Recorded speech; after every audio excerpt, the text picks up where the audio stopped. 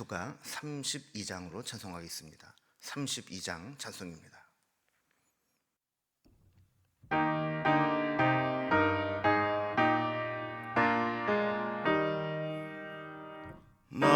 만유의 주제 존귀하신 예수 사람이 되신 하나님 나 사모하여 영원히 섬길 내 영광 되신 주로다. 화려한 동산 무성한 저수목 다 아름답고 묘하나 순전한 예수 더 아름다워 봄 같은 기쁨 주시네. 광명한 해와 명랑한 저 달빛 수많은 별들 빛나나 주 예수 빛은 더 찬란하여 참 비교할 수 없도다.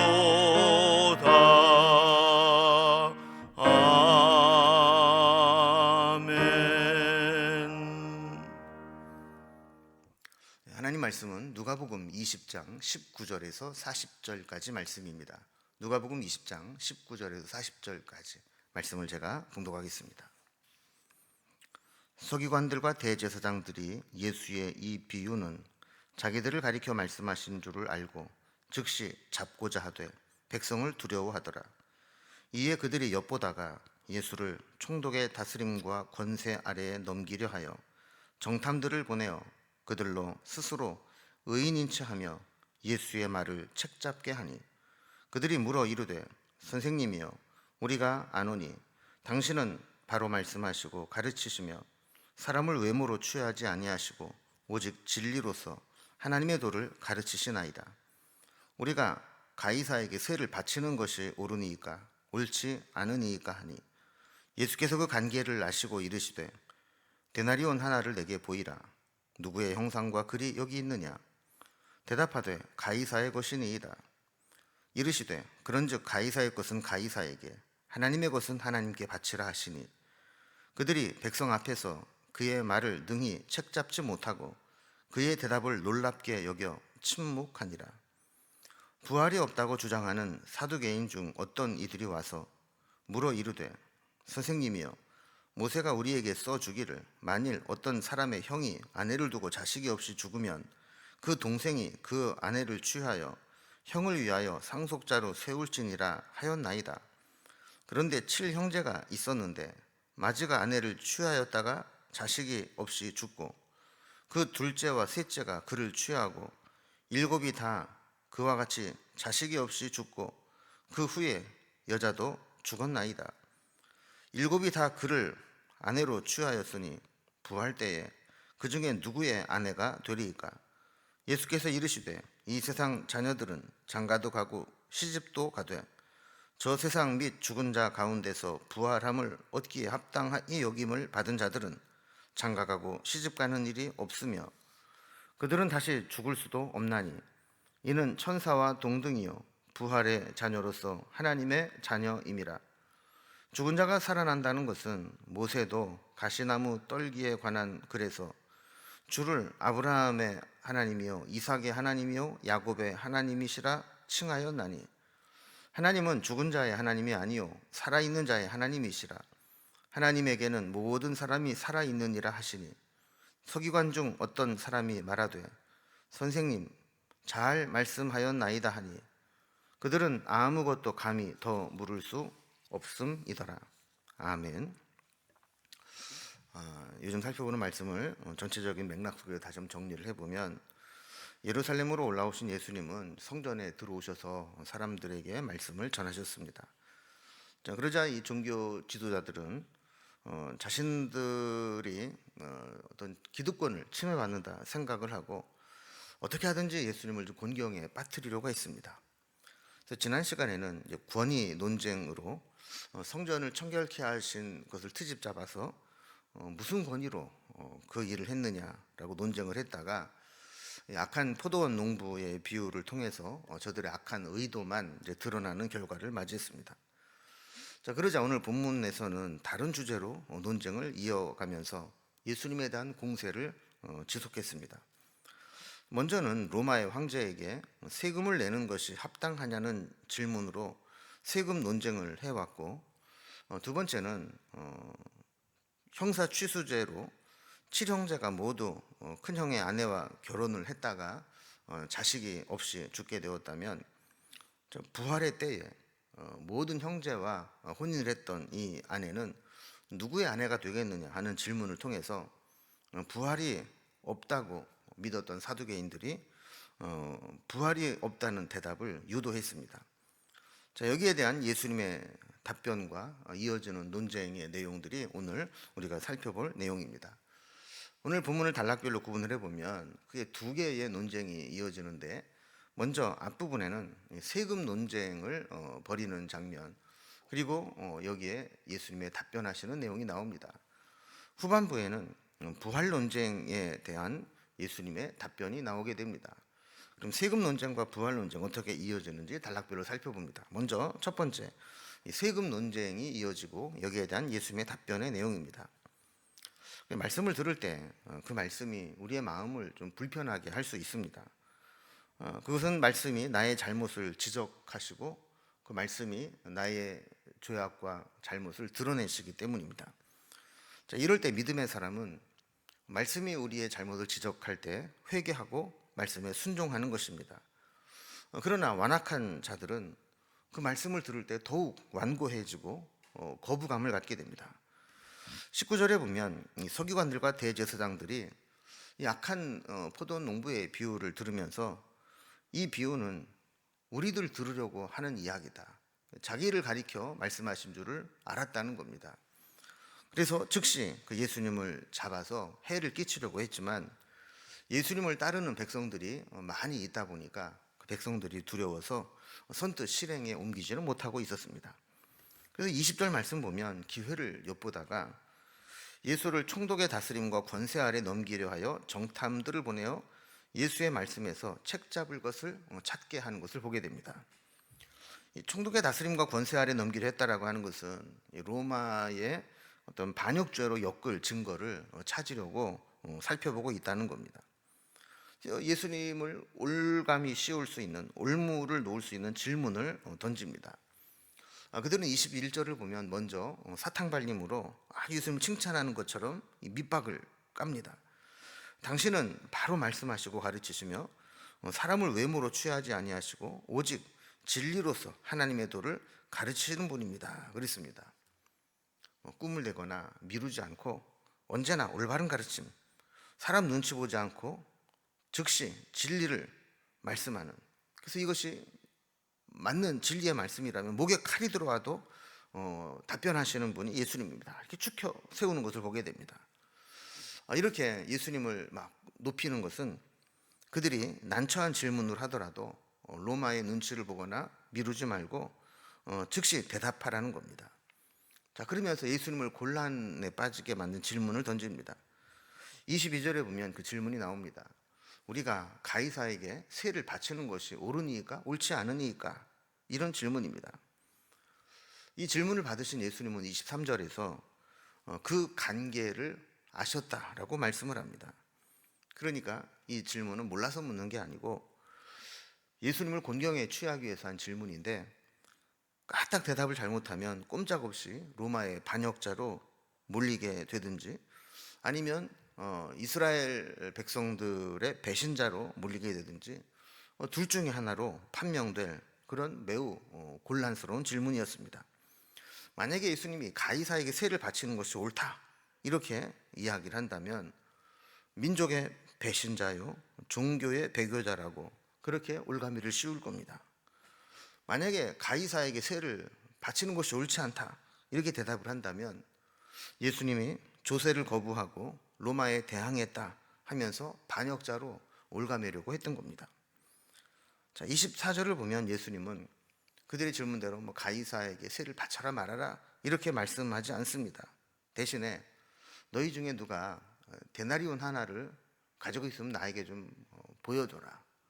그 데나리온 속에 그 얼굴에 화상과 글이 적혀 있을 텐데 누구의 얼굴, 누구의 글이 적혀 있느냐 이렇게 묻습니다. 그 사람들은 그 데나리온 속에 있는 황제의 모습을 가리키면서 가이사의 것입니다 라고 대답을 한 것이죠. 그러자 사람들은 이 동전이 통용되는 곳까지 가이사의 통치가 미친다는 것을 알고 있었습니다. 예수님은 25절에서 가이사의 것은 가이사에게, 하나님의 것은 하나님께 바치라 이렇게 답변을 하십니다. 세금 납부를 반대하지 않으면서도 로마의 세금을 납부하던 굴욕감을 느꼈던 유대인들에게 세금을 납부할 수 있는 여지를 남겨주는 그런 현명한 대답이었습니다. 그러자 26절에 보면 그들이 백성들 앞에서 그의 말에 책을 잡지 못하고 그 대답을 놀랍게 여기며 침묵했다라고 말씀하고 있습니다. 그러니까 뭔가 예수님은 곤란에 빠뜨리려고 이 세금 논쟁을 벌였지만 예수님은 가이사의 것은 가이사에게, 하나님의 것은 하나님께 바치라 하면서 그들에게 책 잡을 수 없을 정도로 명확한 대답을 해주신 겁니다. 이제 두 번째로 부활 논쟁에 참여하게 됩니다. 세금 논쟁에서 꼼짝없이 당하게 된 유대인들은 이번에 다른 주제로 논쟁을 걸어옵니다. 27절에 보면 부활이 없다고 주장하는 사두개인 중에 어떤 이들이 예수님을 찾아옵니다. 부활 문제로 한번 쟁론해 보자는 것입니다. 당시에 이제 교파 중에 이 사두개인들은 부활이 없다고 믿었기 때문에 극단적인 이 상황을 설정하면서 이래도 부활이 있다고 할 거냐, 이런 상황에서 만약에 부활이 있다면 정말 어떻게 할 수 있겠느냐 하면서 극단적인 사례를 드는 겁니다. 28절에 보면 이 율법에 형사 취수제라고 하는 제도를 언급합니다. 형사 취수제란 이런 겁니다. 만약에 자식이 없이 형이 죽으면 동생이 형수를 아내로 맞아들여서 가문을 통해 형에게 상속된 형의 재산이 다른 쪽으로 흘러가지 않도록, 그래서 이 형의 남겨진 재산을 상속하도록 하고 또 형수의 생활을 책임지도록 하기 위해서 동생이 그 형을 아내로 삼게 했던 그 제도를 의미하는 겁니다. 자, 이런 제도를 언급하면서 이제 논란이 생길 수 있는 상황을 설정합니다. 29절에 보면 7형제가 있었는데 마지가 아내를 취하였다가 상속자가 될 자식을 낳지 못하고 죽었다는 겁니다. 자, 30절에 보면 율법대로 둘째가 형수와 결혼을 하게 되었고 또 둘째도 자식이 없이 죽어서 셋째가 다시 형수와 결혼을 하게 됩니다. 자, 31절에 보면 이렇게 7형제 중에서 마지부터 7째 끝에까지 그렇게 형수를 취해서 자식이 없이 다 죽었다는 겁니다. 그리고 32절에 보면 세월이 흘러서 그 형수도 죽게 됩니다. 그러면 이 죽은 후에 부활이 있다면 문제가 된다는 것이죠. 33절에 보면 이 땅에서 7이 7형제가 모두 한 여자와 결혼을 해서 남편이 되었는데 만약에 부활이 있다면 부활 때에 그 7형제가 그 여인을 만나게 된다면 이 여인은 누구의 아내라 할 것이냐 하는 겁니다. 부활이 없다, 이 세상은 이 생이 끝이다 이렇게 하면 문제가 되지 않을 일이지만 부활이 있다 그러면 이런 특별한 케이스 같은 경우는 천국에서 누구랑 부부 관계를 맺고 살아가야 되느냐 하는 문제가 생긴다라는 것이죠. 이제 이 질문에 대한 예수님의 답변이 나옵니다. 예수님의 답변은 이 아내의 진짜 남편은 누구다, 이런 식으로 답변하지 않으셨습니다. 예를 들어서 큰형이 제일 먼저 결혼했으니 큰형의 아내가 될 것이다 라든가, 아니면 최근에 결혼한 게 막내니까 최종적으로 막내가 남편이 될 것이다, 아니면 칠형제 중에 제일 오랫동안 같이 산 사람이 천국에서 남편이 될 것이다, 이런 식으로 대답하지 않았다는 겁니다. 이 세상과 하나님의 나라의 개념이 모르기 때문에 이런 얘기를 하는 거고, 하나님 나라에서는 개념이 다르다는 거죠. 34절에 보면 이 세상의 자녀들은 이 땅에서 장가도 가고 시집도 가고 이런 부부의 연을 맺고 살아갑니다. 그러나 35절을 보면 죽음 후 부활하여 살아가는 하나님 나라에서는 장가가고 시집가는 일도 없고 그것이 중요하지 않다고 말씀합니다. 또한 36절 말씀과 같이 그들은 천사들과 같아서 죽는 일도 없고 오직 부활의 자녀로 하나님의 자녀라는 관계가 중요하게 된다는 것입니다. 그러면서 부활이 없다고 주장하는 사두개인들에게 부활은 있다라고 말씀을 전합니다. 37절에 보면 모세가 가시떨기에서 고백하기를 아브라함의 하나님, 이삭의 하나님, 야곱의 하나님이라고 칭한 것을 주목해 보라는 겁니다. 이것은 아브라함, 이삭, 야곱이 죽음으로 사라진 것이 아니고 여전히 그가 하나님을 뵀을 때 그들은 살아있는 아브라함, 이삭, 야곱의 하나님으로 불리고 있다는 것입니다. 그래서 38절을 보면 하나님은 죽은 자의 하나님이 아니시고 살아있는 자의 하나님이시기에 하나님 앞에 있는 사람들은 모두 살아있는 자들이라고 이야기를 하는 것이죠. 자, 그러자 39절에 보면 재미있는 상황이 발생합니다. 서기관 중에 어떤 사람이 예수님을 칭찬합니다. 선생님, 말씀 잘 하셨습니다. 옳습니다라고 맞장구를 친 겁니다. 왜냐하면 그들은 부활이 있다고 믿는 바리새파 서기관들이었기 때문입니다. 결국 이 부활 논쟁에서도 40절을 보면 아무도 감히 더 물을 수 없음이더라라고 기록을 하고 있습니다. 예수님을 반대하는 유대 종교 지도자들의 논쟁하는 모습을 보면 저들은 참 집요하고도 간교했습니다. 그들은 예수님 말씀을 들으면서 트집을 잡을 수 없었고 잘못을 발견하지 못했습니다. 도리어 자기에게 한 말씀이라고 하면서 마음의 찔림을 고백했습니다. 하지만 그들은 그들의 잘못이 드러났을 때에 잘못을 인정하고 회개하고 바꾸지 않았습니다. 그 정도로 완악하고 완고했습니다. 이러한 자세는 예수님을 십자가에 넘겨 죽이려고 할 때까지 공세를 멈추지 않고 집요하게 공격해 왔습니다. 진리를 깨닫게 되면 진리의 말씀을 믿고 순종하며 회개하고 받아들이는 것이 지혜입니다. 그러나 그 알량한 종교적 기득권을 놓치기 싫어서 하나님의 아들 예수 그리스도까지 부인하고 받아들이지 않는 어리석음을 종교 지도자들은 여러 가지 논쟁을 통해서 우리에게 보여주고 있는 겁니다. 우리도 하나님께서 말씀을 주실 때 그 말씀을 믿음으로 받아들이고 순종하는 지혜를 배울 수 있기를 주님의 이름으로 기원합니다. 기도하겠습니다. 하나님 아버지, 세상은 예수님을 쉽게 믿지 못하고 또 세금 논쟁과 부활 논쟁을 통해서 어떻게 하든지 부인하고 부정하려고 하는 것과 마찬가지로 주님의 음성을 듣고 말씀을 듣고서도 순전하게 믿음으로 받아들이고 순종하지 못하는 모습들을 보이고 있습니다. 그러나 우리들은 말씀을 통하여 배우는 것과 마찬가지로 하나님 말씀이 전해질 때 그 말씀을 믿음으로 받아들이고 우리의 잘못이 드러날 때 말씀 앞에 회개하며 말씀으로 돌이킬 수 있는 지혜로운 삶을 살아갈 수 있도록 인도해 주시옵소서. 오늘도 우리와 함께 하실 하나님을 찬송하며 하루가 지날 때까지 내내 우리와 동행하여 주시고 은혜를 베풀어 주시고 순간순간 하나님을 향하여 기도하는 모든 것들을 들으시고 응답하여 주시옵소서. 예수님의 이름으로 기도드리옵나이다. 아멘.